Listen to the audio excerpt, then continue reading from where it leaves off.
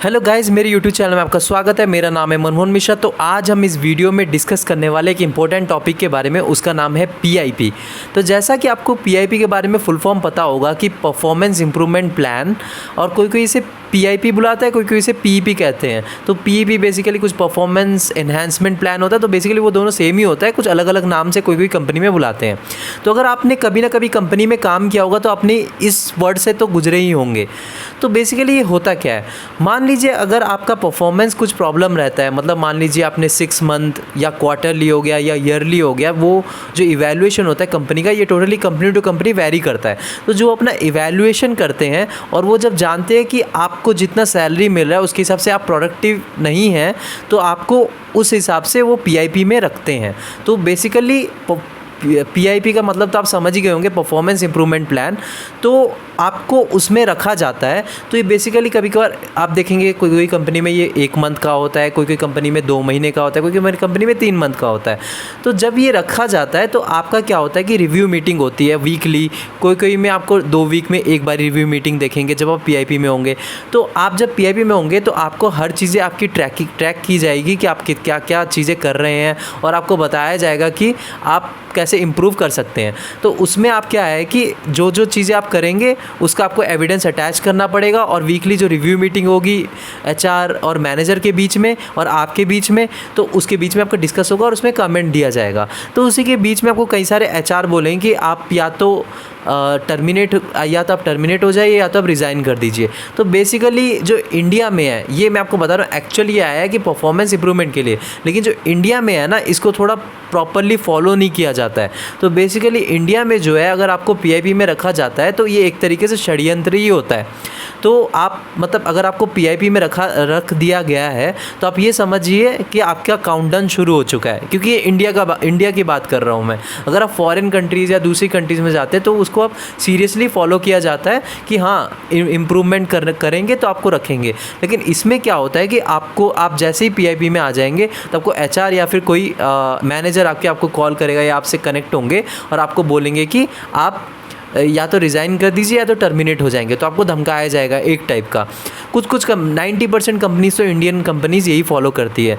और मैं आपको एक बात बता दूं, क्योंकि आप लोग डीमोटिवेट भी हो जाएंगे जब आपको पीआईपी में रखा जाएगा। तो बेसिकली ये परफॉर्मेंस बेसिस पे नहीं होता है, ये मैं आपको बता रहा हूँ। आप ऑफिस पॉलिटिक्स का शिकार हो चुके हैं, ये आप जान लीजिए। क्योंकि परफॉर्मेंस सब देते हैं, सब अपना 100% देते हैं और ठीक अच्छा भी होता है, लेकिन आपको ऑफिस पॉलिटिक्स के शिकार हो चुके हैं। आपको मैनेजर आपको पसंद नहीं कर पा रहे हैं, या फिर जब उनके पास अगर 10 बंदे का ऑप्शन आता है और उनको एक बंदे को निकालना होता है, तो उनमें से आप ही हैं जो उनको पसंद नहीं आ रहे हैं और 9 बंदे उन्हें पसंद आ रहे हैं। तो इसीलिए आपको पीआईपी में रखा गया है। तो हमेशा ये मत सोचिए कि आपका परफॉर्मेंस में प्रॉब्लम है, आप निकम्मे हैं, आप कुछ कर नहीं सकते। तो ऐसा कभी मत सोचिए, ऐसा कुछ नहीं होता। ये आपके अगेंस्ट पॉलिटिक्स खेला गया है।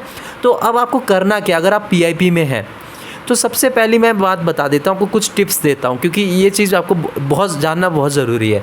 देखिए, अगर आप पीआईपी में हैं, वो कंपनी आपको छोड़ना ही छोड़ना है। लेकिन जब आपको एचआर आपको धमकाता है ना, तो आप तब मत छोड़िए, इंस्टेंट पैनिक होके मत छोड़िए। तो अगर जैसे कि मान लीजिए आपका पीआईपी आपको 2 मंथ का मिल रखा है, तो आप रिज़ाइन करेंगे ना, तो आप ऐसे करिए, जैसे कि 2 मंथ है तो 60 डेज़, तो आप 56 या 57th डे में आप रिज़ाइन करिए। मैं आपको एक और बात बता देता हूँ, जब आप रिज़ाइन करेंगे आपको उस मंथ की सैलरी नहीं मिलेगी, इसीलिए मैं आपको बता रहा हूँ। तो आप रिज़ाइन तो करेंगे लेकिन लेट करिए, और जैसे ही आपका पीआईपी ख़त्म होने वाला हो तो उसके बाद क्या है कि आपको बूस्टअप टाइम मिल जाएगा। जैसे कि आप पीआईपी में 1-2 महीने है, तब 2 महीने में नए जॉब सर्च भी कर सकते हैं, प्लस आपको नोटिस पीरियड भी मिल जाएगा। क्योंकि आप जब रिज़ाइन रखते हैं तो आपको 2 से 3 मंथ नोटिस पीरियड मिल जाता है। तो आपको करीब 4 से 5 महीने बूस्टअप मिल जाएगा कोई एक नई जॉब ढूंढने के लिए। तो आप अपने आप को प्रिपेयर कर पाएंगे। अब जब अपना पैनिकली डिसीजन लेंगे, मतलब मान लीजिए आपको पीआईपी में रख दिया और आपको यहाँ पे एचआर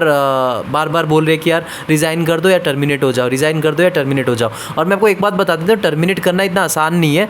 कोई कंपनी आपको टर्मिनेट कर नहीं सकता। लेकिन मेरी एक बात है कि मतलब आपको मैं ये कहना चाहता हूँ कि अगर आपको कंपनी रखना नहीं चाहती, आप बेकार में क्यों रहना चाहते हैं, तो आप अपने हिसाब से प्लान बनाइए। तो प्लान जो बनाएंगे वो मैंने आपको बता दिया कि आप एंड मतलब जब पीआईपी का जब एंड हो रहा होगा तभी आप ये डिसीज़न लीजिए, और इंस्टेंट मत लीजिए कि मतलब आपको एचआर ने धमकी दे दी और आप रिज़ाइन दे दे, ऐसा कभी मत करिएगा।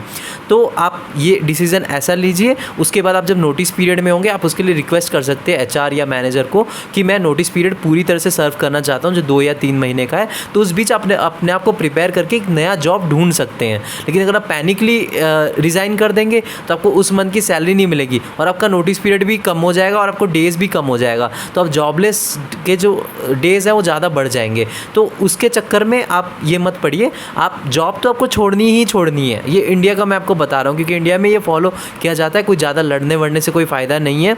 तो आप ऑफिस पॉलिटिक्स का शिकार हो चुके हैं, वहाँ से निकलने की कोशिश करिए, लेकिन अपना स्ट्रैटेजी बनाइए कि नहीं इंस्टेंट आपने ये सब कुछ कर लिया, नहीं, आप अपना रिज़ाइन दीजिए लेट देने के बाद, मतलब पीआईपी का प्रोसेस पूरा ख़त्म होने तक वेट मत करिए। पीआईपी ख़त्म होने के 3-4 दिन पहले ही आप रिज़ाइन कर दीजिए और आप 2 से 3 महीने का नोटिस पीरियड मांगिए और उसी के बीच में जॉब ढूंढ लीजिए, क्योंकि आपको बस 3 से 4 मंथ का प्रिपरेशन टाइम मिल जाएगा और ईजिली आप ढूंढ पाएंगे। तो मेरे चैनल को सब्सक्राइब ज़रूर करिएगा, मैं ऐसे वीडियो लाता रहूँगा। और अगर आपको इन्वेस्टमेंट रिलेटेड टिप्स चाहिए, जैसे mutual fund investment, crypto related investment, और आपको कॉर्पोरेट लाइफ के बारे में कुछ जानना हो तो मेरे चैनल को ज़रूर सब्सक्राइब करिएगा, ये मैं आपको बता देता हूँ और आपको बहुत अच्छी चीज़ें मैं बताऊँगा। Thank you.